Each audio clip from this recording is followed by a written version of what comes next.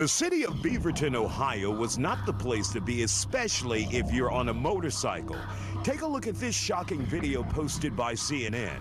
It shows what appears to be a road rage incident caught on camera. Clearly, the drivers are verbally going at it when police say the operator of the minivan slammed into the motorcyclist, knocking him off the road. The good news is the rider is still alive. The bad news is that Kia Carnival better run, baby, run, because the cops will be on their ass if caught.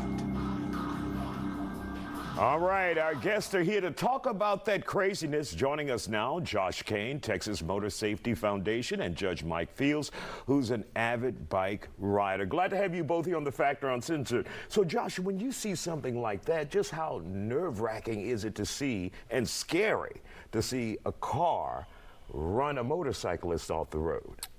As a motorcycle rider in Texas, it's frightening. And now we don't know what happened before the video started, but we do know that the rider and the driver got into some sort of confrontation, and we all know that a motorcycle will never win against a car.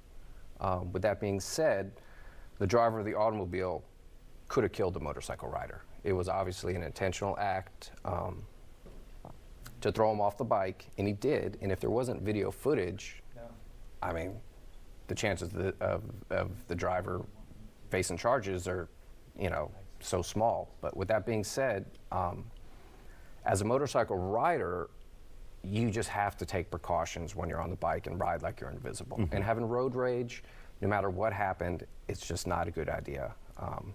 And that, that comes through mental focus, through training, through discipline on the bike, because as you saw in the video, the guy's lucky to be alive.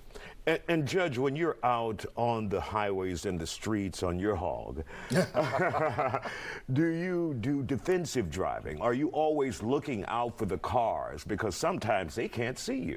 They can never see you. And in fact, in motorcycle safety courses, they tell you, pretend that everyone is out to kill you and absolutely no one can see you, and ride that way. They tell you to do about 5 or 10 miles faster than traffic. And I know people see motorcycles moving in and out of cars thinking, oh, that's insane.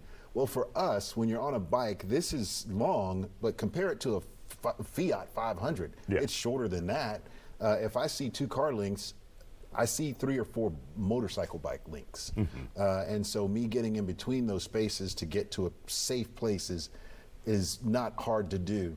When I look at what happened in that video, though, Isaiah, look, if you're a person prone to road rage, sell your bike because you have no business on it. You're not going to win against a car. And the one thing that we don't see with respect to the Kia is a scratch. The guy who's on the ground, he scratched up pretty good. So he lost that fight. You're never going to win against a car. So don't ever get into an argument. Slow down, pull over, have a bottle of water, but don't get into a beef with a guy in a car. Josh, what's your best advice for riders out there when they get into that situation where they get so angry that they see red and they can't control themselves? Take a deep breath, take a step back, and let the vehicle go. Let them go. Enjoy your ride. Like I said, the motorcycle's never going to win versus a car, and we all deal with traffic here in the Houston area. My advice to riders: get trained, wear riding gear on the bike, and have a mental focus. So the rider, obviously, something happened where he lost mental focus to get alongside the automobile and get into a shouting match with them. Okay, so that was preventable.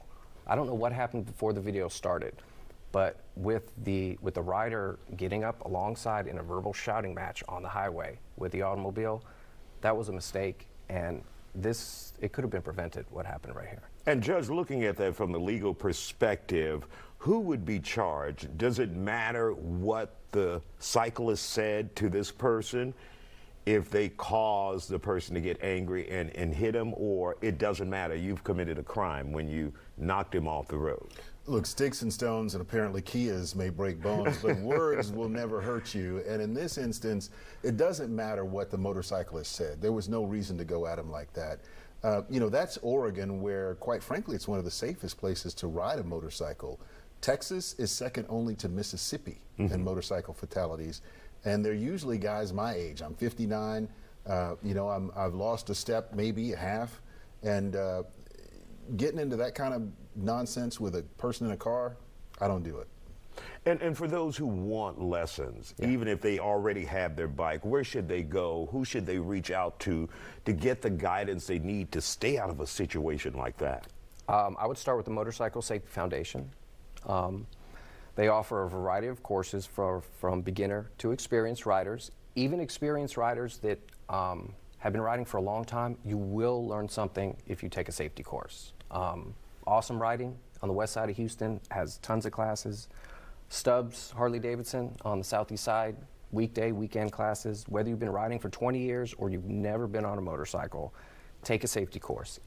If you do have your license, take an intermediate or advanced safety course to become a better rider, so you're a safer rider and you're going to have a long motorcycling career and not end up, you know, hurt. All right. Thank you guys for joining us here on The Factor Uncensored with some great tips, and thank Raymond Ramirez for bringing his hog into the Factor studio. Still ahead.